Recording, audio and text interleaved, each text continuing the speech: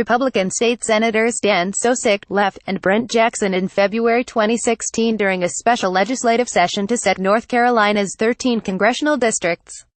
Corey Lowenstein, The News Observer, via Associated Press. A panel of federal judges struck down North Carolina's congressional map on Tuesday, condemning it as unconstitutional because Republicans had drawn the map seeking a political advantage.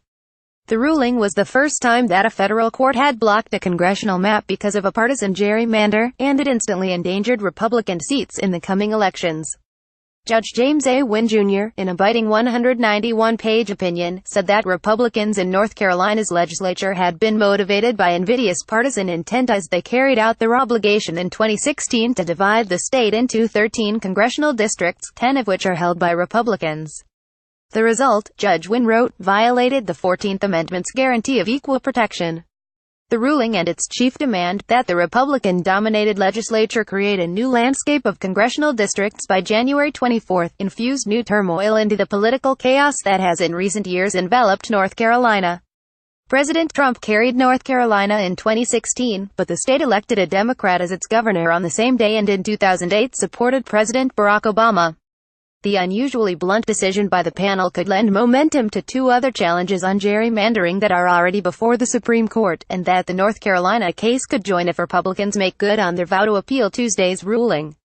In October, the court heard an appeal of another three-judge panel's ruling that Republicans had unconstitutionally gerrymandered Wisconsin's state assembly in an attempt to relegate Democrats to a permanent minority. In the second case, the justices will hear arguments by Maryland Republicans that the Democratic-controlled legislature redrew House districts to flip a Republican-held seat to Democratic control. The Supreme Court has struggled without success for decades to develop a legal standard for determining when a partisan gerrymander crosses constitutional lines. The court once came close to ruling that such cases were political matters beyond its jurisdiction. But the rise of extreme partisan gerrymanders in the last decade, powered by a growing ideological divide and powerful map-drawing software, has brought the question back to the justices with new urgency. A Supreme Court ruling outlawing at least some such gerrymanders could reshape the political landscape. Fights over voting rights and election procedures have often taken center stage in Raleigh, North Carolina's capital, and Tuesday's ruling noted that partisan advantage had been a criterion lawmakers used when mulling how to map the state. Republican officials in the General Assembly said Tuesday evening that they intended to appeal the ruling, which many elected officials and political strategists were still scrambling to digest. Dallas Woodhouse, the executive director of the North Carolina Republican Party, criticized Judge Wynn and accused him of waging a personal, partisan war on North Carolina Republicans. In a separate post on Twitter, Mr. Woodhouse argued that Judge Wynn had concluded that North Carolina's Republicans should not be allowed to draw election districts under any circumstances under any set of rules, an effort he called a hostile takeover of the General Assembly and legislatures nationwide. Republicans could ask the Supreme Court to stay the decision and allow the disputed map to be used this year. But critics of the congressional map welcomed a decision that was notable for its tartness and urgency. Clearly, the courts have realized that they do need to step in and police extreme partisan gerrymanders, and the court recognized that North Carolina's gerrymander was one of the most extreme in history, said Ruth Greenwood, senior legal counsel at the Campaign Legal Center and a lawyer representing some of the map's challengers.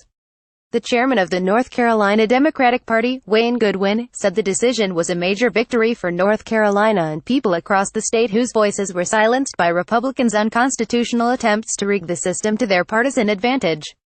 The judges issued their decision fewer than 24 hours before the General Assembly was to convene in Raleigh for a special session.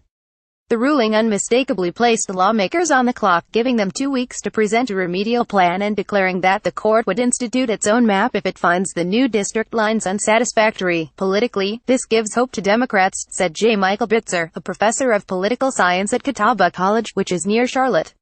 I can imagine the Republicans being furious, but they have to see political reality, and it's not just in the next 2 weeks, it's come November. Professor Bitzer, though, cautioned that the ultimate political fallout would not become clearer until the court settled what could be a cascade of appeals and injunctions.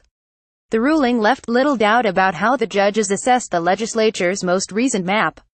Judge Wynn, who sits on the United States Court of Appeals for the Fourth Circuit and was a member of a special panel considering the congressional map, said that a wealth of evidence proves the General Assembly's intent to subordinate the interests of non-Republican voters and entrench Republican domination of the state's congressional delegation. Most federal lawsuits are first heard by a district court, and later, if needed, by an appeals court and the Supreme Court.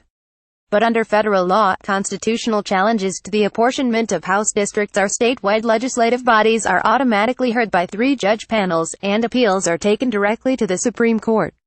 In addition to Judge Wynn, an appointee of Mr. Obama's, senior Judge W. Earl Britt of the Federal District Court in Raleigh joined the opinion. Judge Britt was appointed by President Jimmy Carter.